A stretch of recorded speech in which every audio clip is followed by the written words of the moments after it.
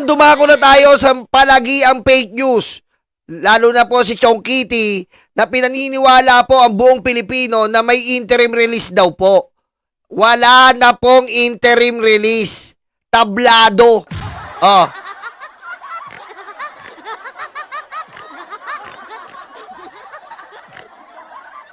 Pakinggan nyo to para matahimik na kayo.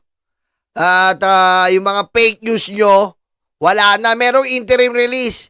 10 akbang. Attorney, yun nga po. So, pumayag na ho ba ang Netherlands para sa interim release? Cheryl, hindi. Oh, una pa lang, iyakan na agad.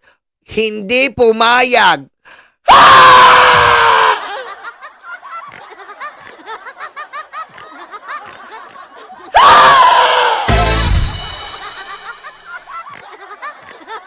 Garapon!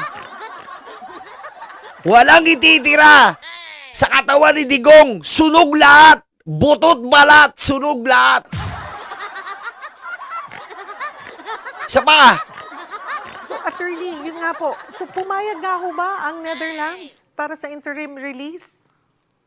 Cheryl, hindi.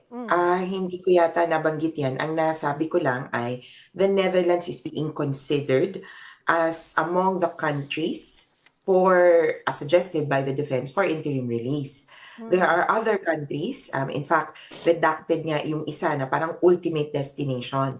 The thing is that the Netherlands is being envisioned as, at sabi kasi ng defense, can you ask, respectfully asking the court to do so, can you ask the Netherlands to comment if they can, what they think about transit, number one, kasi dito talaga dadaan. And then number two, what if things fall through, can Rodrigo Duterte stay on either partially or fully for the period of his interim release? So, mas ganon yung proposal ng defense. Okay. Kasi yun nga po, ang sabi ni VP Sara daw ay may pumayag na ngang bansa na magsisilbing host. She has not disclosed that country, and until now, that other country, the name has been redacted. Yung Netherlands lang ang nakita natin doon sa filing sa ICC. Oh, yung pala eh. Netherlands lang pa.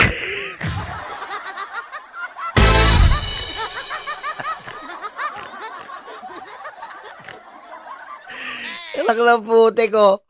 Tignan mo kasi nungaling to si Sara Duterte. Oh, putik kayo. Oh, ngayon. Saan na si Digong? Netherlands din.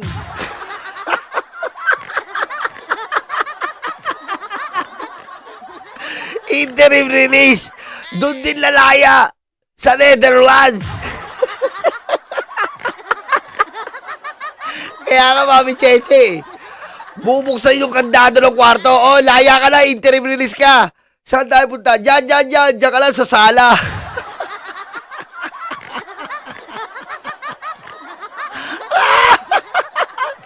Kawawang Digong. Dati ang yabang-yabang ah. Kill!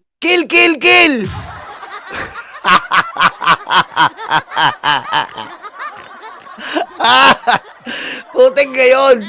Umiiyak sila. Mamaya talakayin natin. Umiiyak po yung Duterte Black. Bakit daw pinapasok si Trillanes sa kwarto? Pinagtatadyakan si Digo. What the fuck?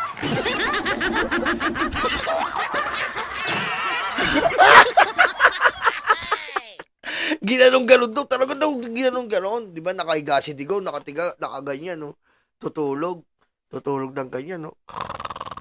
Biglang ginanon daw ni Trillanes talaga. Ginising, Hoy! Hoy! Umising ka! Gulat daw si Digo, eh.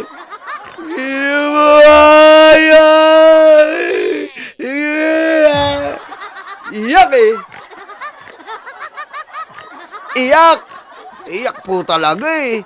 Hagulgul daw sa iyak, eh. Ay, sa'yo, nakulog ako.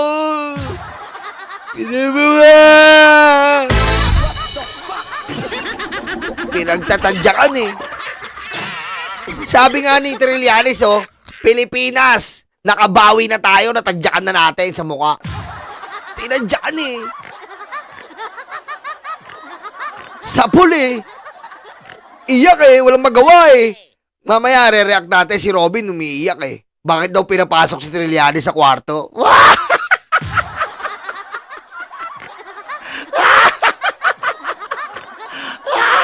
Tinatampal-tampal doon.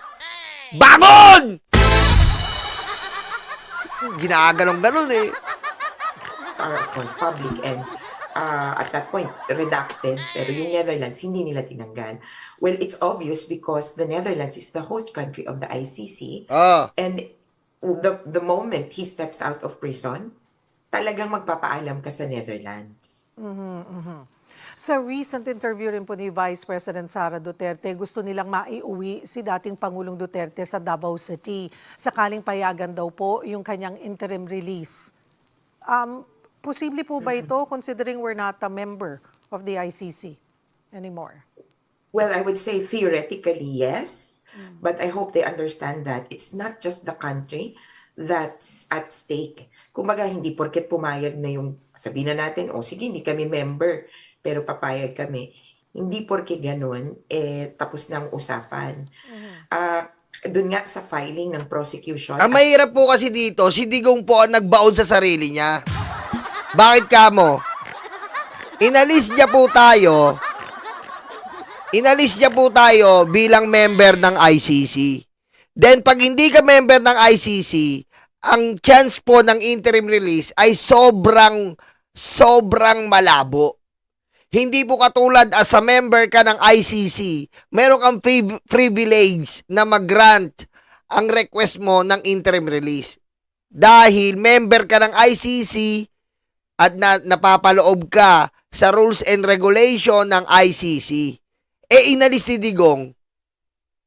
So, malabo siya sa Pilipinas dahil hindi tayo member ng ICC.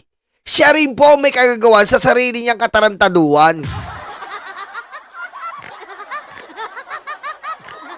Diba? Ngayon, ang tanong natin ngayon, nasaan na yung weak leader?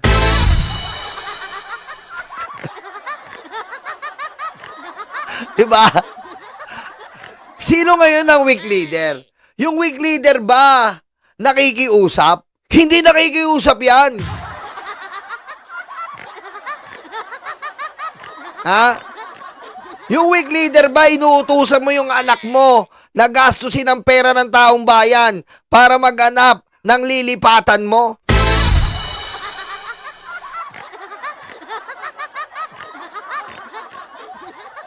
Yan po si Duterte, ang budol na presidenteng Diablo. Oh. Wala nang magawa sa kalagayan niyang natatamasa. Wala na siyang magawa eh. Wala na silang opsyon. Wala na silang opsyon. Yung dating puro kayabangan niya na pagpatay sa maraming Pilipino, yan ang resulta niyan. Diba? Yan ang resulta niya. Diyan na po siya mamamatay.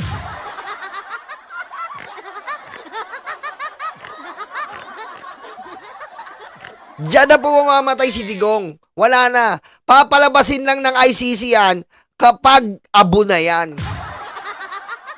Wala. Wala po.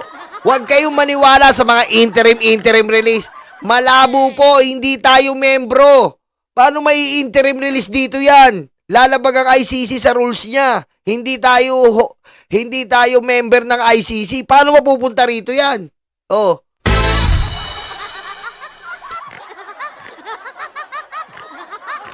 Oh, tama. Pero tama si Mami Cheche, kung dito nakulong si Digong, wala yan. Doon pa lang sa mga senador ng mga bobo eh, kita mo? Tsaka ng victim's representative. Kahapon na, kagabi ito, yung in-insist nila ay, unang-una sa lahat, ano yung batayan para palayain ka? Oh. At merong tinatawag na 3 risk factors. Yung ikaw ba ay babalik para magpakita ulit kung magkahiling na.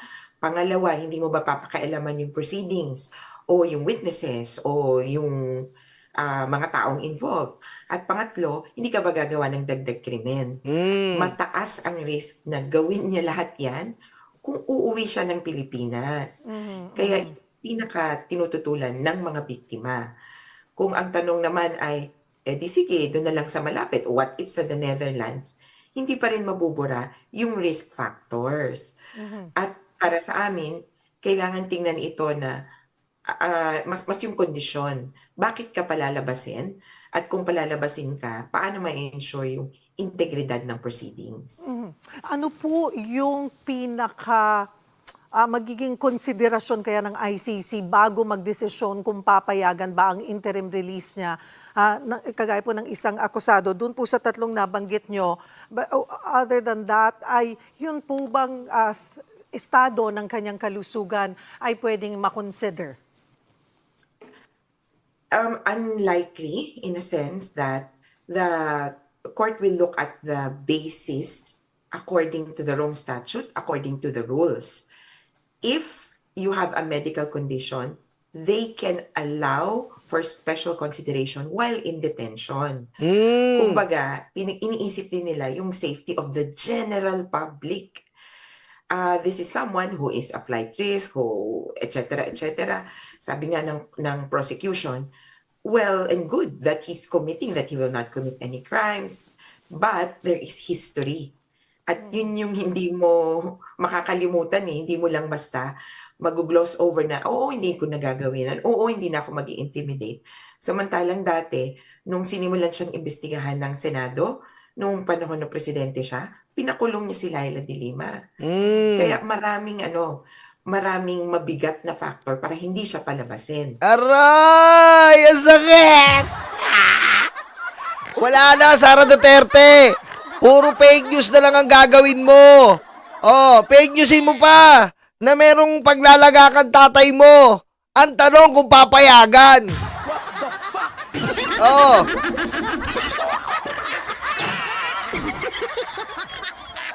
Kasi nga, ganito po yan. Yung benefit ng mas nakakarami bago ka payagan. Kung pinayagan ka, mas marami ang delikado. Kesa yung nandyan ka lang, masusunog ka at lalagay ka sa garapon.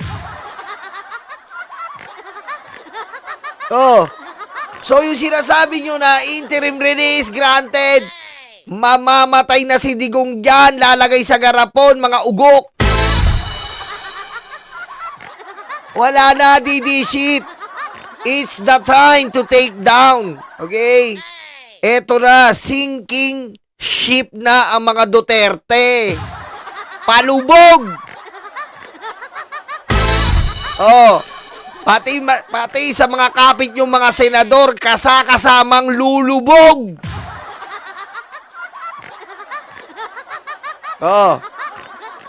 Diba, saklap? Pero nyo, yung pinuno nyo ang lulubog, si Digong na namiminger ng katulong. Sakit, men. Sinking shit. Tama, malalay. Sinking shit.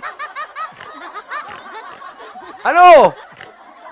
Samantalang si BBM, lumubog man si Martin Romualdez, si BBM nandiyan pa rin. Di ba? Biro nyo Biro nyo. Pinipilit din na talagang gawan ng ebidensya si Speaker. Tapos yung nagsabi na naman unang-una kay Diskaya, biglang nagbago. Nung si Marcoleta ang chairman, ano sabi? Si Speaker po sabi 30%, si Speaker 30%, kay Speaker po 30%, kay Speaker po 30%. Biglang nasa Kongreso, hindi naman po kay Speaker bali po kay Saldi ko.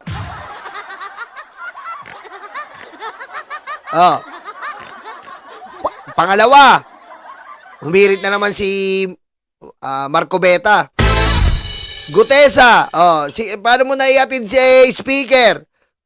Dala-dala po, binilang namin ng paisa-isa ang pera, tapos nilagay sa maleta, tapos yung notaryo, dinoktor pala. What the fuck?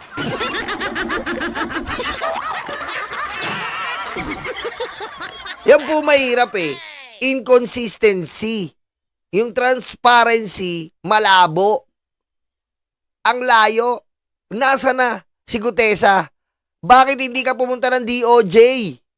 para sampahan mo ng kaso si Romualdez. Ang dami kasi nagtatanong bakit walang kaso si Romualdez. Palabasin nyo si Gutesa, sampahan niya si Romualdez. Yun ang witness ng Duterte. Oh.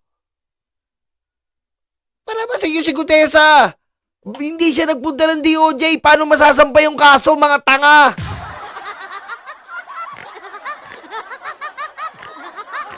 Sino binubobo nyo? Oh. Palabasin nyo si Gutesa, ba't ayaw niyan lumabas ngayon? Di ba siga siya? Di ba siya may alam kay Romualdez? Pumunta ka ng DOJ, kasuhan mo si Romualdez, tanga! Ginagawa nyo kaming bobo eh. Oh, ikaw, Chis Escudero, anong ginawa mo? Anong ginawa mo? Mukha kang tanga. Asa ebidensya mo? Bobo ba kayo? Ha? Kaya nga sabi ni Romualdez, DDS script. Bakit? Nasa ebidensya mo. Anong ginawa mo? Nag-audition ka lang kay Sara, Director Sara Duterte. Oh, ngayon, congratulations, membro ka na ng mga tanga.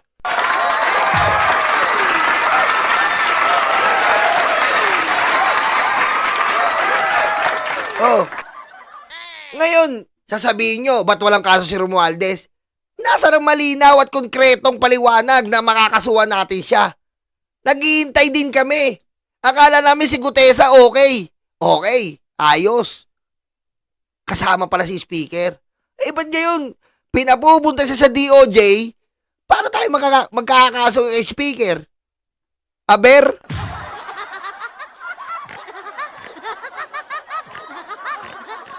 Oh. Nasa na? Ba't tayo nyo kasuhan? Ba't tinatago nyo si Gutesa? Dalhin nyo sa DOJ yan. Anong gusto nyo? Puro lang siya sa Blue Ribbon? Ang Blue Ribbon ba? Ang Senado ba pwede kang magkaso? Pwede ka lang i-refer. Pero in aid of legislation lang sila. Pwede ka lang i-contempt pero hindi mabisa yun. Hindi ka makakasuhan for sa mga nagawa mo. Ang DOJ makakasuhan ka. Rekta ka. Magpapaliwanag ka sa Sandigan Bayan. Oh. Ba't tayo pakasuhan kayo sa DOJ ngayon? Oh. Uubra ba yung tinatago nyo lang?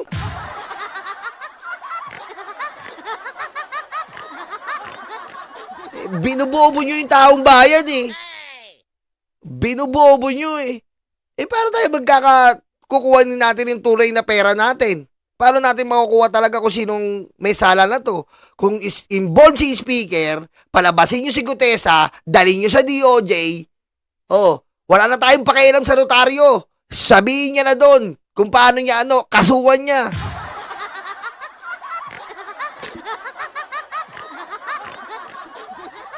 Ano gusto mo? Pupunta ka na ng Blue Ribbon pag gusto mo? Anong gagawin ng Blue Ribbon? Pakikinggan ka lang in aid of legislation. Oh. Pero pag magsasampa ka ng kaso, i-refer lang nila. Ganun lang sila. Hindi naman sila talaga judicial department. Bobo eh. Kung sakaling kailangan niya ng health or medical related assistance, the ICC could provide that while he is in detention. Or maybe he could be sent to a care home. Ang hinihingi nila 24-hour care. It's either somebody is appointed to be his 24-hour carer inside the detention facility, or he could be sent out to a care home outside.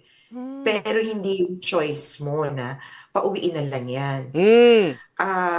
May problema kami doon na parang ito yung gawain ng pag ikaw you have been in power for too long, you think that your conditions, your parameters will be the only thing that will solve the problem. Kumbaga, may problema siya, o di okay, pauwiin. Hindi po ganun yung ICC. They will look at the detainees medically, both physically and mentally, and assess. Take it from there, kumbaga. Oh, yan po oh. Malinaw na malinaw. Si Digong ay bakulaw.